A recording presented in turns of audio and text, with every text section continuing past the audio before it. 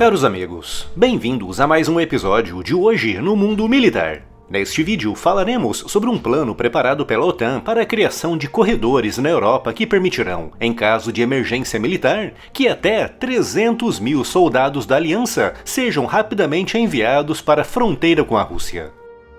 Quando a OTAN foi criada em 1949, o seu objetivo era bastante claro: criar uma aliança militar capaz de enfrentar com igualdade o gigantesco Exército Vermelho de Stalin, que naquela época tinha mais soldados, aviões e blindados do que todos os países europeus combinados. Por isso, a nova aliança precisava contar com a presença dos Estados Unidos, a única potência nuclear plena naquela altura. Durante décadas, a OTAN cumpriu na perfeição o seu papel, impedindo, através da dissuasão, que a União Soviética atacasse algum país membro. Mas, em 1991, o Império Soviético, o único motivo para a criação da aliança, desabou de forma estrondosa, levando muitos a colocarem em causa a existência da aliança. No entanto, aquilo que se verificou foi justamente o oposto, com boa parte dos países que no passado estiveram presos dentro da esfera de influência da Rússia soviética, demonstrando interesse em entrar para a aliança, com o motivo de todo esse interesse sendo bem simples: o medo da Rússia se reerguer dos escombros da União Soviética e voltar a ser a potência imperialista e expansionista que tinha sido no passado. E foi assim, com base exatamente nesse argumento, que nações como os 3 países bálticos, a Polônia, Romênia, Bulgária e Hungria, se apressaram em entrar para a aliança, enquanto a Rússia ainda estava se reerguendo dos escombros. Todo o receio que motivou esses países a entrarem para a OTAN se materializou em 2008, quando a Rússia invadiu a pequena Geórgia, ocupando militarmente desde então cerca de 20% daquele território. E em 2014 veio outra confirmação de que a Rússia tensionava voltar à sua velha política expansionista ao invadir e anexar a região ucraniana da Crimeia e ao iniciar o financiamento de uma guerra separatista em Donbás. E como se todos esses sinais já não bastassem, em 2022 veio outro, ainda mais forte, com a Rússia lançando uma gigantesca invasão contra a Ucrânia, visando anexar o Donbás e as ricas regiões ucranianas no sul, às margens do Mar Negro. Essa segunda invasão da Ucrânia acabou definitivamente com qualquer dúvida que havia com relação ao apetite expansionista de Putin, levando nações historicamente não alinhadas como a Finlândia, neutra desde 1945, e a Suécia, neutra desde 1812, a decidirem se juntar à OTAN.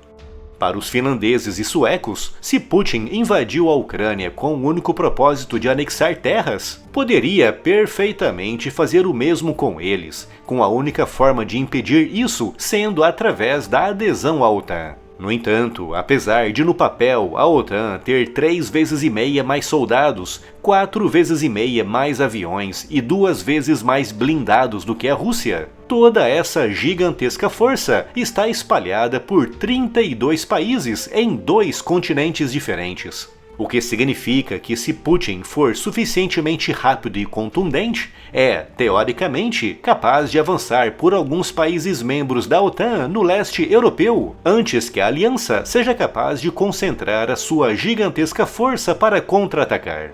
Apesar de ser um cenário muito pouco provável, muitos membros de topo do regime de Vladimir Putin e muitos propagandistas russos insistem em afirmar que um ataque russo relâmpago contra alguns países membros da OTAN mais periféricos, como a Finlândia, os 3 países bálticos e a Romênia, poderia, diante de certas condições, não levar a uma resposta conjunta da aliança ou, em caso de resposta, seria lenta, fraca e sem vontade e determinação suficientes para expulsar as forças russas. Para enfrentar Putin em um eventual conflito relâmpago no leste europeu, a aliança precisa de um plano para levar até a fronteira russa os seus melhores soldados, veículos e equipamentos. E isso de forma muito rápida e, acima de tudo, segura. E é pensando nisso que a aliança está ultimando os planos para a criação de corredores marítimos no Mar do Norte, Mar Báltico e Mediterrâneo, e corredores terrestres ao longo da Europa, visando permitir um fluxo rápido rápido e seguro de tropas, veículos, armas, munições e suprimentos logísticos.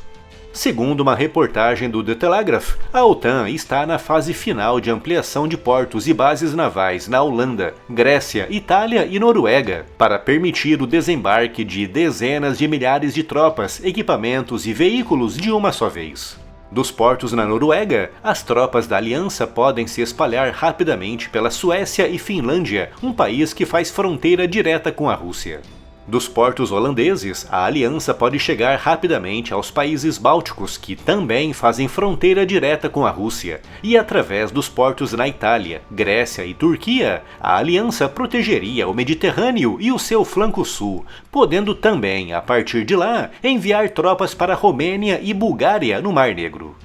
No encontro da OTAN em Vilnius, em 2023, ficou decidido que esses portos e corredores devem ser capazes de permitir a movimentação de, no mínimo, 300 mil soldados. Todos eles devidamente acompanhados por milhares de veículos, blindados, aeronaves, armas, munições e suprimentos, que chegarão aos pontos de conflito no leste europeu principalmente por via férrea, com as rodovias também desempenhando um papel importante.